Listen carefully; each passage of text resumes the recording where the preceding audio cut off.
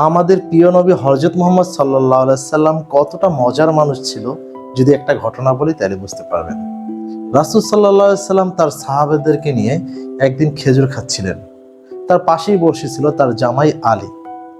আলী রাদিয়াল্লাহু আনহু এবং রাসূল সাল্লাল্লাহু আলাইহি সাল্লাম পাশাপাশি বসার কারণে রাসূল সাল্লাল্লাহু আলাইহি সাল্লাম যতগুলো খেজুর খেয়েছে, খেজুর খেয়ে তার বিচিগুলো আলী রাদিয়াল্লাহু আনহুর সামনে রাখছে। রাখার পরে যেটা হয়েছে, কিছুক্ষণ পরে যখন সকল খেজুর খাওয়া শেষ, তখন রাসূল সাল্লাল্লাহু আলাইহি সাল্লাম অন্য সাহাবীদেরকে ডেকে বলতেছিলেন, দেখো কি আমার একজন জামাই যে এত পরিমাণে খায়, সবার সামনে বিচি কম, আর এই দেখো আমার জামাই আলী, এর সামনে কত খেজুরের বিচি, সে কতগুলো খেজুর খায়, একটা পেটুক জামাই। তখন আলী রাদিয়াল্লাহু আনহু মজা করে বলেছিল যে দেখো আমার শ্বশুর এমন শ্বশুর, সকলের সামনে খেজুরের বিচি আছে কিন্তু আমার শ্বশুরের সামনে খেজুরের বিচি নেই। আমার শ্বশুর সে খেজুরের বিচি সহ খেয়ে ফেলেছিলেন। কতটা মজার মানুষ ছিল এবং তাদের ভিতরে কতটা সুন্দর সম্পর্ক ছিল।